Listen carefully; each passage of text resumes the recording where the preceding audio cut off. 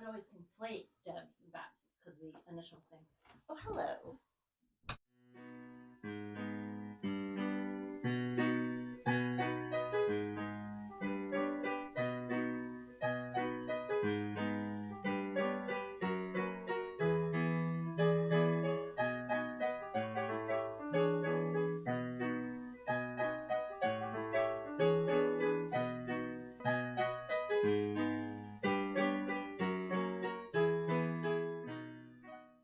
Today I'm going to be cutting up some black and white t-shirts and patchworking them into a t-shirt dress.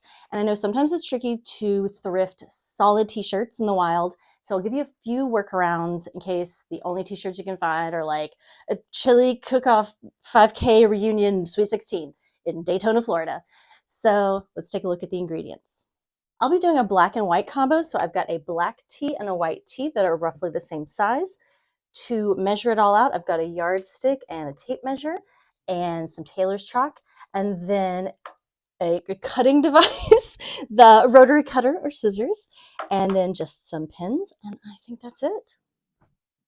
I would suggest buying t-shirts that are about 2 or 3 sizes bigger than a t-shirt you would wear normally, just because it's going to fit over your hips, and so you want a little roominess. I'm just making sure that these t-shirts are roughly the same size, so I'm laying them atop one another. So the neck width and depth is about the same. Shoulders, armhole, if the sleeves are a little different, we can always tweak that. If the length is, pretty close, that's fine. And I would say one of the major ones is that it's about the same through the chest. I will be cutting both of these t-shirts into quadrants, so down the center and across the torso. So I will start with the white one and then do the black one. So with my tape measure or yardstick, I'm just going to do a couple quick marks with my tailor's chalk. You can use pens too. And I'm just obviously you could eyeball it, but I don't have that skill, except maybe at the neckline here. It's pretty easy. So I'm just making a few marks, and that way I can lay the yardstick and just cut it real quick. So, and somehow these are always off, even though I'm measuring, like, it's fine. All right, just a few.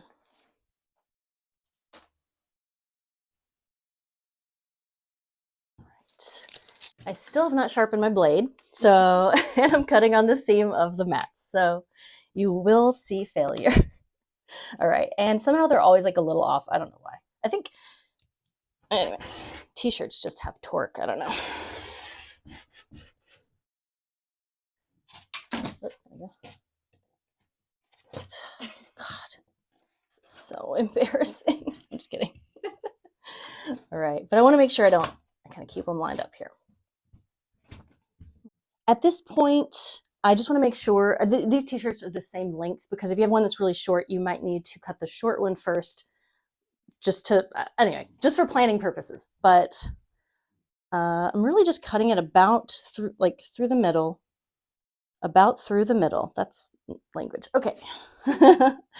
So I'm putting the yardstick about there just to get I have to eyeball it. Okay, that's probably good. Okay, so I'm making a mark in the middle, and then I'm going to measure down from the pits. Okay, as a society, we need a new word for armpit, because it's ghastly. Wait, let me put this down so I can so just a rough idea, so about 5 inches. See, I'm way off. All right, just to get an idea. Okay. All right. Quick note, if the measurements aren't quite working, if things aren't pairing up later on, t-shirts famously have this thing called torque. So they're twisting around the body. That's just a thing they do. So it's not you, it's the t-shirt. Yeah, they're just weird. So, it's fine.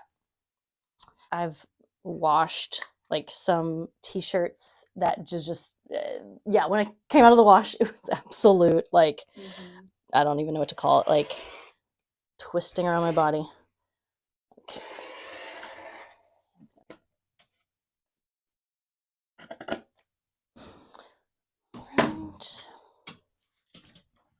Right. And cut the other one.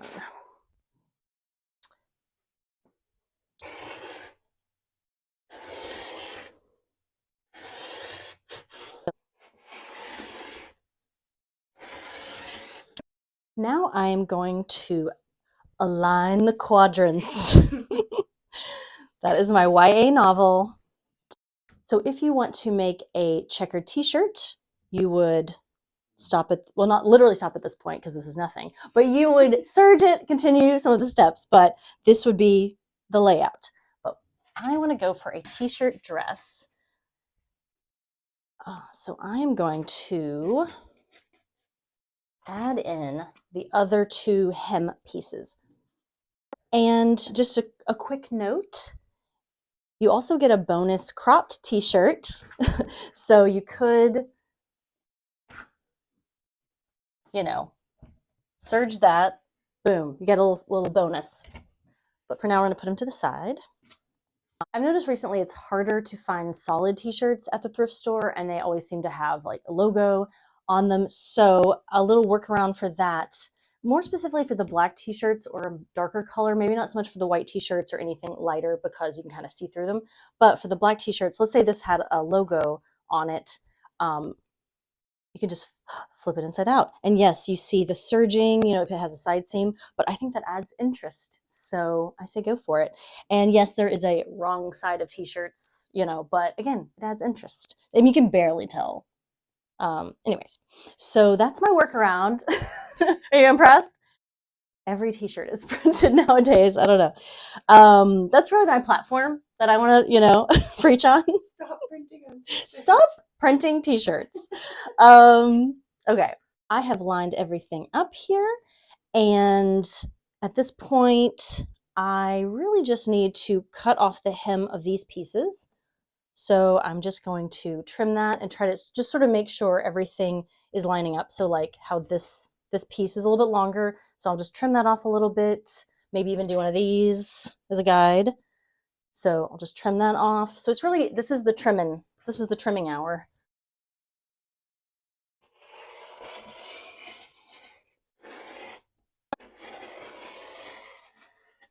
Now I'm pinning the pieces together.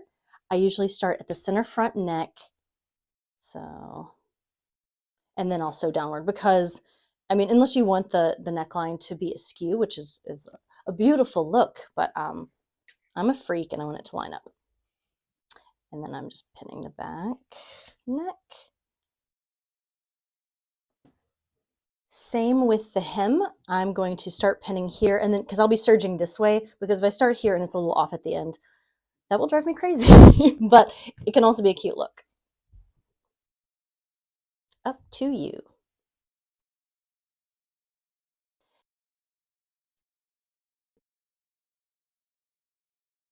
I need new pins. I'm just going to turn this video into a notes app. Siri, I need to find pins. Add pins. Add pins. I don't even know what's, I've never done Siri. Sharpened page. Sharpened blade. Siri, could you get on that? I've never used Siri in my entire life. Neither have I. I have like a lot of friends who will do it, and I'm like, maybe I'm secretly 40, but I'm publicly 40 and I don't want, I don't know. Sometimes when I'm serging, starting at a neckline, something I can't really trim away if I mess up, I just will do like a little stitch. So I'm just going to do a quick little stitch there and then start serging just so it stays in place so it doesn't like slip like that. And same with the hem. I'm going to do a little stitch just to kind of get myself started.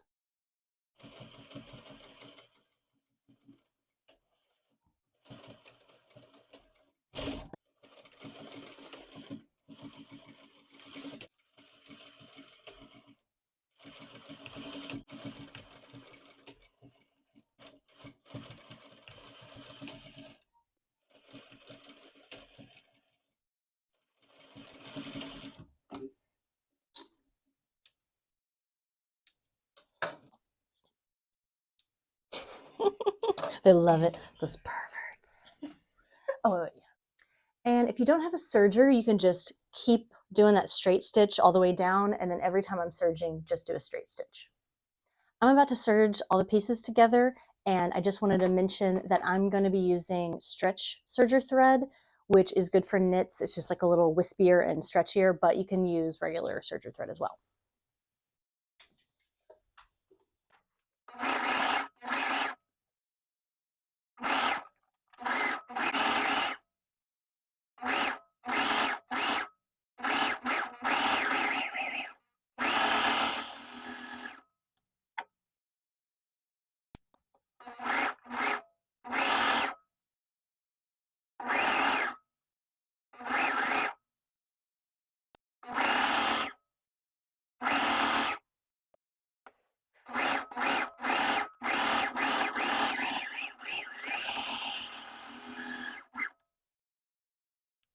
Just to kind of have a clean look, I'm tucking a little tail, tucking my tail between my legs. And then I'm just going to pin it. Ooh, oh, that's thick as hell. Okay. Anyway, I'm just going to do a little stitch there just to kind of keep it in place because serging ends tend to go crazy. So I'm going to do that on the back, on the front, and on the hem.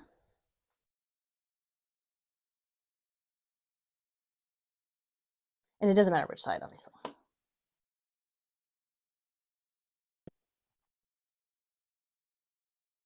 There's the tail, just tucking it onto one side so it's just kind of hidden in there. And it might fray a little bit, but you can snip that later.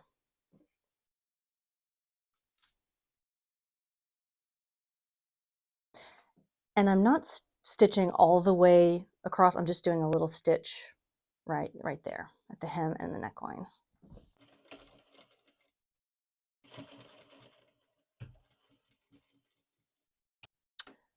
So that just looks a little bit cleaner and it won't fray as much. And then if there's any of this, just trim that.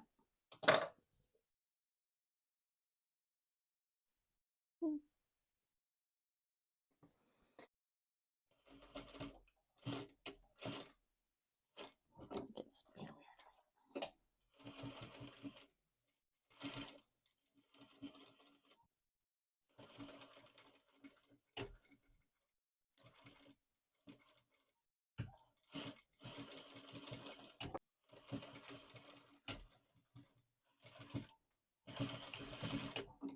Now that I've serged these 3 pieces, I'm going to serge them all together to create the checkerboard. And I like to start pinning and start my serging from the center just because it's most visible and make sure that lines up. And then if the back lines up as well, then that's gravy. But if it doesn't, you can do tweaks. So basically when you're laying it out, you know, just kind of make sure the width is the same. And if for some reason something like this happens where it's a little askew, you can just sort of like create a little seam and sew that, or maybe mess with the serging a little bit to kind of pull it in. So there's some workarounds if things don't line up perfectly. Or if you want things to not be sewn, you know, if you want to be a little mondrian, then there's that option too. Just to make sure the checkerboard stays in line, I'm doing a little stitch at the serging at the front and back, just to kind of keep it together so it's easier to serge.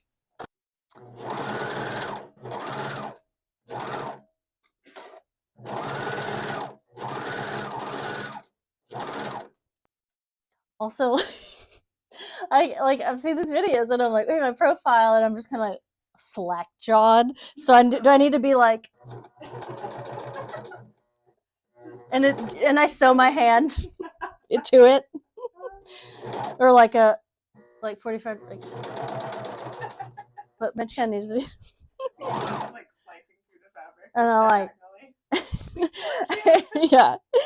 But I looked so cute doing it. It was my good side. She only has one side now. It's only her good side. She cut herself in half with the serger blade.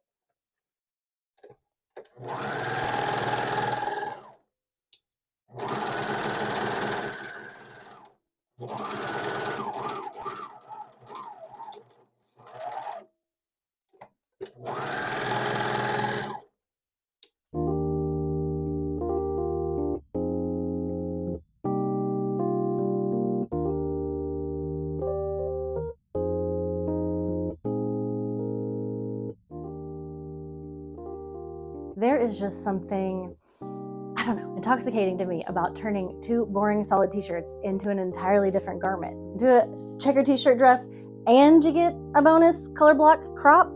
Magic.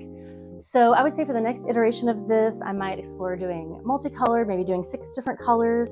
Just need to settle on my color palette. But I think it's one for the books. So yeah.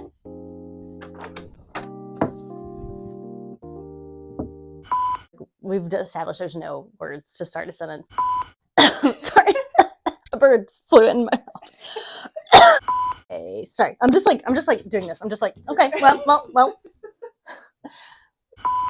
No, I know it's bad, okay? I haven't stopped giving you that look. I thought that was perfect. I guess people aren't fools, and I could just say, no, I'm serging it together some more. Oh, okay, yeah, sometimes vamping works. Okay. No, I'm not sorry. Yeah, apologize. Apologize, you bitch. Manicure, lotion. I have Triscuit hands. Okay. Truly. Okay, sorry. No, I'm not sorry. You're not sorry. I'm not sorry one bit. I still haven't told my parents I'm doing this, and I won't until, I mean, probably never, because they're. Do they know how to use YouTube? Well, they probably don't, but also I don't want them to like show it to their little friends, and then I say fuck a lot, and they're like, flop and chop. That's what I call it. Woo, I'm filled with catchphrases today. I'm on fire. Why don't I have like a mimosa or something? I don't know, whatever. I can't drink in the day. I know, I can't drink in the day. Oh, Jesus. Pass.